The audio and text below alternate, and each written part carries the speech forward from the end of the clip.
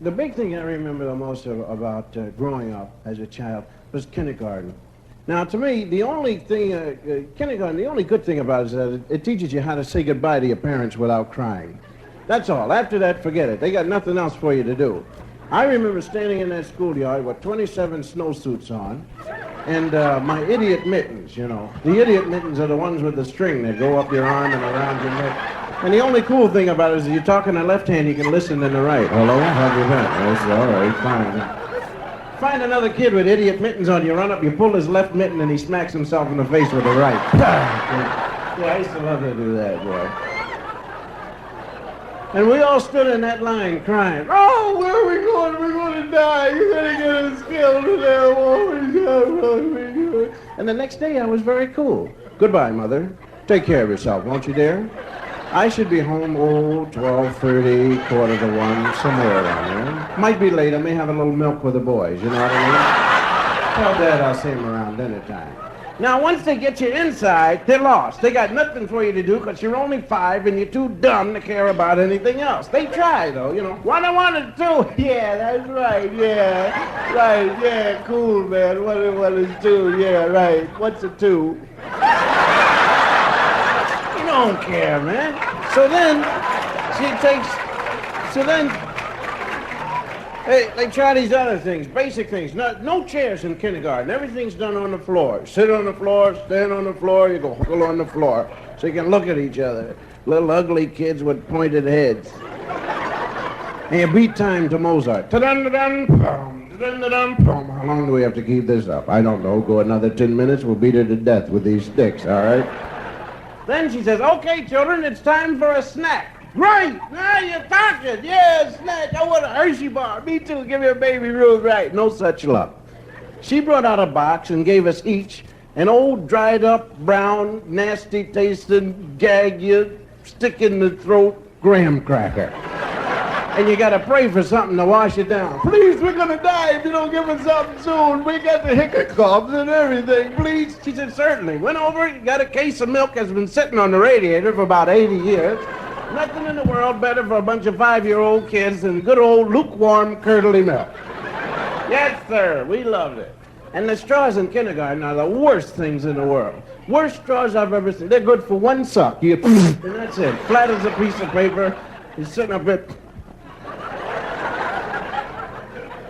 Then to top it off, she says, okay, it's time for a nap. Yeah, there's nobody in the world anymore wide awake at 11 o'clock in the morning and a bunch of 5-year-old kids. 23 kids on 23 cots sleeping wide awake. Only one sleeping is the teacher. She's gone. Thank God for this break, boy. I'll tell you that. I graduated from that into the first grade. I always wanted to get into the first grade because you have your own desk in the first grade, and that's just a part of being cool, man. Yeah, because I remember there was one guy that was just as old as the rest of us, and his name was Richard, man. Richard was cool because he had his own desk. They skipped Richard because he could tie his own tie, you know. Yeah. They used to bring him up before the assembly progress, and the president of the school say, I will now have Richard tie his tie for you. Yeah, go Rich, yeah. Rich was cool, man. We used to pass by the room, man, and peep in the first grade and see them all in there sitting at their desk. You can see Rich. We try to make Rich laugh. We make faces at him. Hey, Rich. Rich scared to laugh because he get a beating, you know.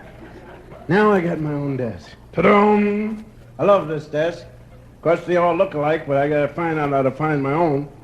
Of course, I don't want anybody to know that I'm not cool finding my desk. And I sit down on my desk and look around. I know this is my desk because I sit in front of Crying Charlie. Crying Charlie's got the coolest cry in the world, man. You can't hardly hear him or nothing. He just opens up his mouth and tears roll down his face and everything, yeah. I know this is it because I sit in front of him. So every time I come into the room, I just look for Crying Charlie, and I sit right in front of him. Of course, if Crying Charlie's absent, I don't know where I'm going to sit. You know. Crying Charlie's absent, I go to his house and sit in front of him. Yeah, got to fold my hands on top of the desk so the teacher will know what I'm doing. Got some initials on the top of the desk here. Somebody carved them all the way through to the floor. So when you write on your paper, you rip it. Yeah.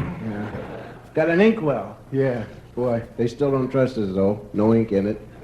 Afraid we'll drink it. And I would, too, man. Ink is cool to drink, boy. You drink ink about 3:25, go home with a blue tongue. Used to make my mother faint. Ma, yeah, look. My mother was cool, man. She would faint for anything, boy. I used to get hit in the head with a rock, cover up the blood, wait till I get right up on her. Ma, look. Wow. Way to go, Ma. Cool, yeah. She got me back one day, though. I was playing with my navel. Yeah. Oh, navel. My mother said, all right, keep playing with your navel. Pretty soon you're going to break it wide open. The air is going to come right out of your body. You'll fly around the room backwards. For 30 seconds land, you'll be flat as a piece of paper. Nothing but your little eyes bugging out. Keep it up. I used to carry Band-Aids with me in case I'd have an accident.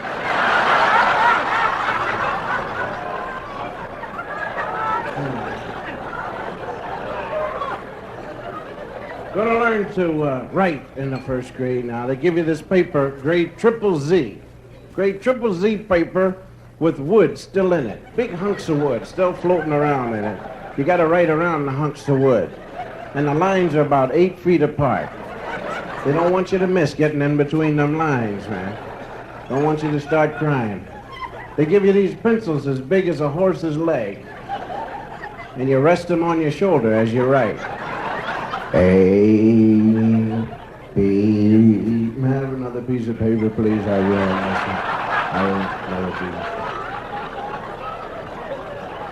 I learned the correct procedure for going to the bathroom in the first grade. You just don't raise your hand and, say, may I be excused. You have to let one finger go up. If you want to do one thing, you want to do anything else, you have to let it see 2 fingers. In case of a tie, 2 wins out over 1. For the longest time, I told the truth. If I had to go, you're 1. And then one day it hit me. I was in the bathroom playing the soap dish game. 7-0, favor me. And it hit me, now, what's she got to know what I'm in here doing for? It's none of her business whether I'm 1 it or 2 it. That's why they put doors on the bathroom so nobody will know if you're 1 it or 2 it in here. And it's not bad enough that the teacher knows I'm 1 it. The whole class knows I'm 1 it. You go back in the classroom, people say, how was it? 1 So I just started lying after that. Hey, if I had the 1, they think I'm 1 in it. Yeah. Then I felt guilty and I'd go back and tell the truth. That 1? Yes, it was really a 2. She wrote it down in her book. Bill Cosby did 2 2s and 3 1s today. I got an A in bathroom going. Oh, no.